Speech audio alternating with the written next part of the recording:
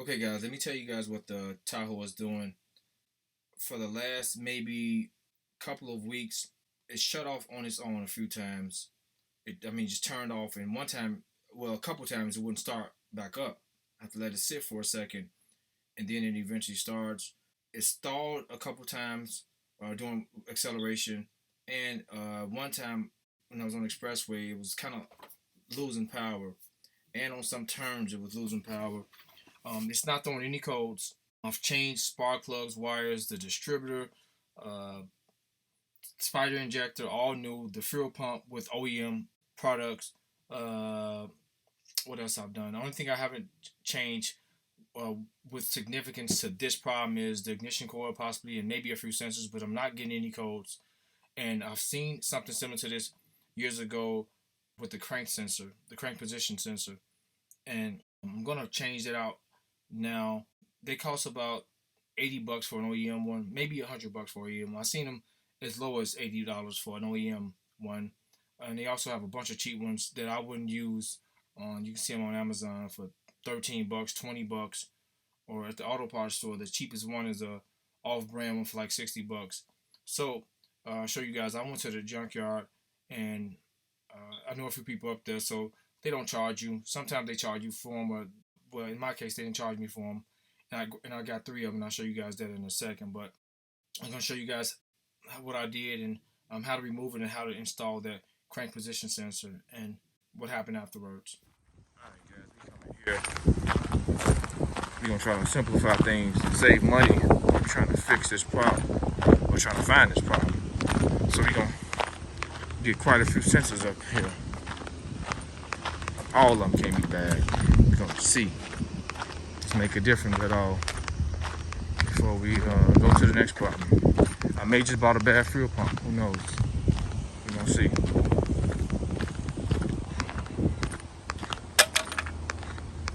For $99. So all right, guys. These are the three sensors we picked up that we got in the junkyard. These two are the same. This is from a 2000 Cadillac Escalade, same engine as the Tahoe. This comes out of 97 Tahoe. You can look at the same part numbers. These are OEM DR6200. And this is an aftermarket that came out of a 99 Tahoe.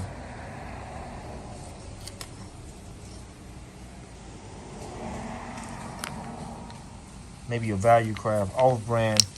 We're not using that one. And yeah, we're gonna change them out. Look at the inside, same. All the insides are the same, identical.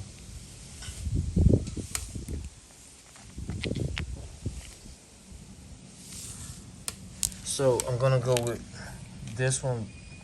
These have magnetic properties, guys. Let me show you guys.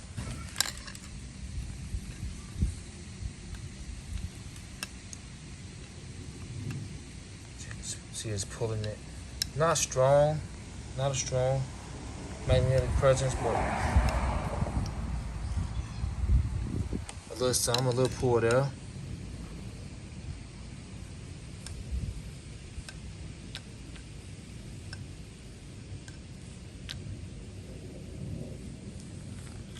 A little bit more pull on this one.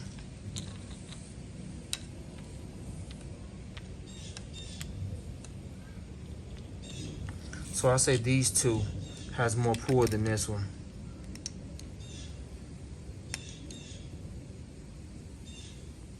But I don't think that means anything, but we're gonna change it up. Let me show you guys. As far as this clip, this wire clip, guys. So right here, screwdriver just goes into this part. Super easy to pull up. Try to one hand this. Flathead screwdriver goes into here. Pull up like that. So I'm gonna have to show that when I get in the car. So just note how to take it off like that. Ready? Let's get in the car and change this out. Got this jack stand on here. Just jack the front up a little bit. You don't need much room. I'm using All you need is I got this 8mm on this small 1/4" drive with a deep well. I don't have to use the deep well. I could have used a small extension and a 8mm socket to remove it. And a flathead screwdriver. That's all you need. And just jack up, get some space. Let's get the light on here. Let's get the camera mounted and show you guys how quickly to remove it.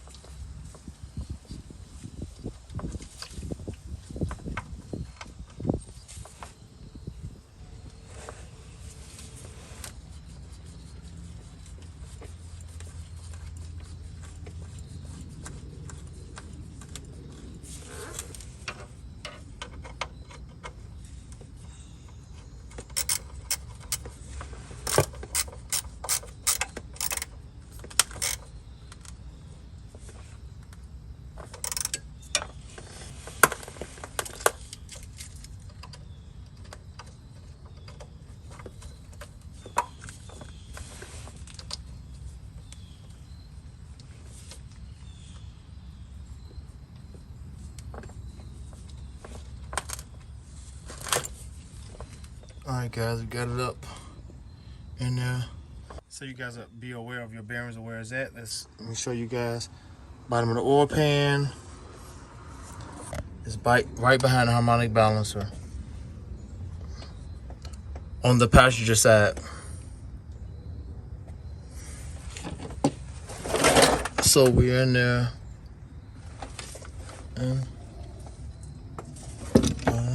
we're gonna see how that works, guys. We're gonna see how that works out. Okay, guys, I'm gonna test drive it for a few days. I'll upload the video, but let's start it right now. I didn't have to reset any codes. There wasn't any codes on, so not for that. But let's see if it starts right up.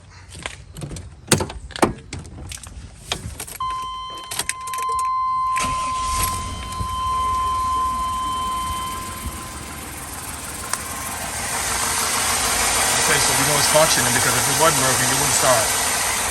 But there's the old one. Can't tell how it is by looks, I'll tell you that much.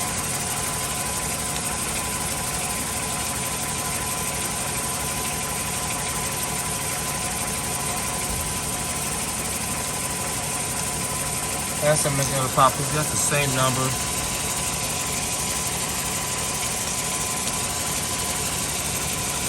Same part. We're gonna see. We're gonna see, guys. So, time for the test now.